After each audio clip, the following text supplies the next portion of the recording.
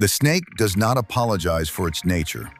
The tragedy is always the frog who forgot what a snake was. Let me ask you something uncomfortable. Think of the person in your life who made you feel the most understood. The one who listened like you were the only thing that mattered. The one who remembered the small things. The one who made you feel, finally, like someone truly got you.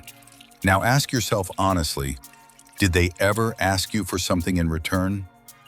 Tad asked himself that same question, and the answer changed everything. Tad had seen snakes before. Every frog in the pond had. You learn about them early, the shape of them, the silence before they move, the way the water goes still right before everything goes wrong. Tad knew all of this, and yet, it started the way all dangerous things start, slowly and with a smile. The snake's name was Syl. Syl didn't arrive like a threat. He arrived like a conversation, smooth, unhurried, the kind of presence that makes you feel like you've known someone your whole life within the first 5 minutes. Tad was sitting alone at the far edge of the pond one evening. A difficult week, missed jumps, a falling out with an old friend, and that particular loneliness that comes not from being alone, but from being surrounded by frogs who no longer really saw him. Then Syl appeared. He didn't ask for anything, just sat nearby and spoke. Rough week? 2 words. That's all it took. Most stories will tell you Tad was foolish, that any sensible frog should have seen it coming. But Tad was not foolish. Tad was lonely. And loneliness does something devastating to even the sharpest minds. It makes warmth feel like safety. It makes attention feel like love. It makes someone who is simply skilled at listening feel like the one creature who truly understands you. Syl was a brilliant listener.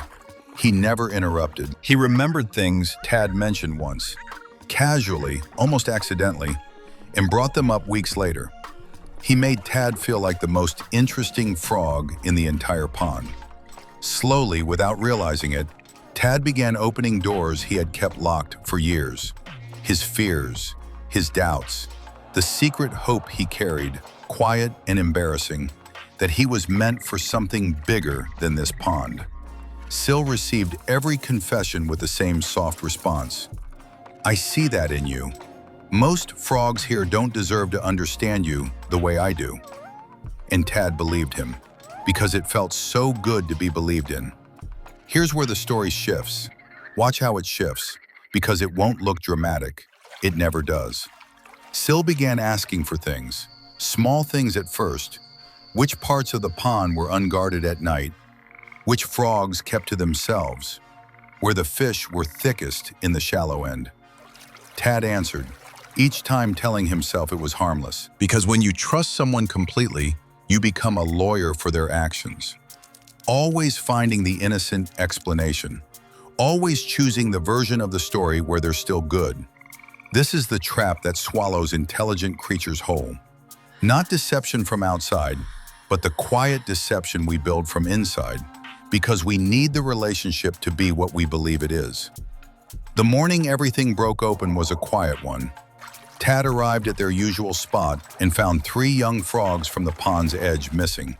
Just gone. No trace. No goodbye. He asked Syl.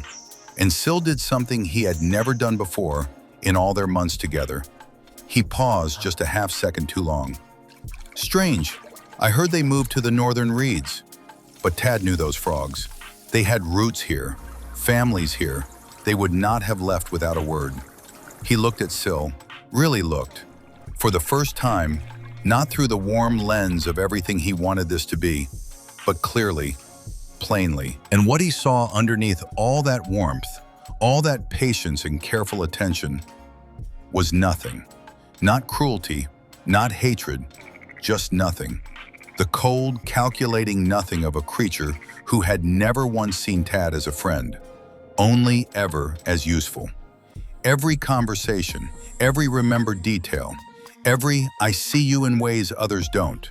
Architecture, a beautiful house built entirely for Syl's benefit, with Tad's trust as the foundation.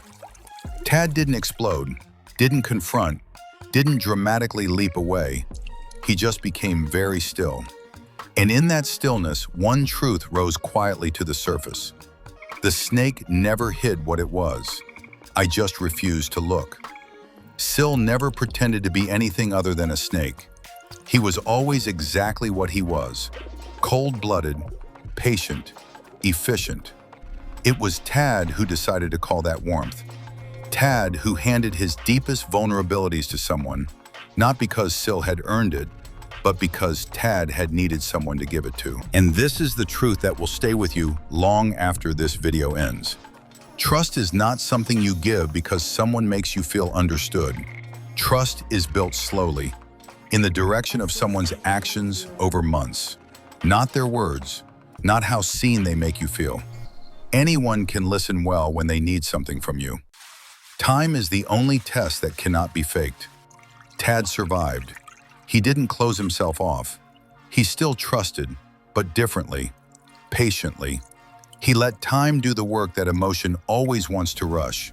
He learned the difference between warmth and safety, between being seen and being studied. The pond will always have snakes. The question is whether you can stop building homes inside their attention just because it feels like the warmest place in the pond. Tad learned, and so can you. The pond has more stories. Stay with us.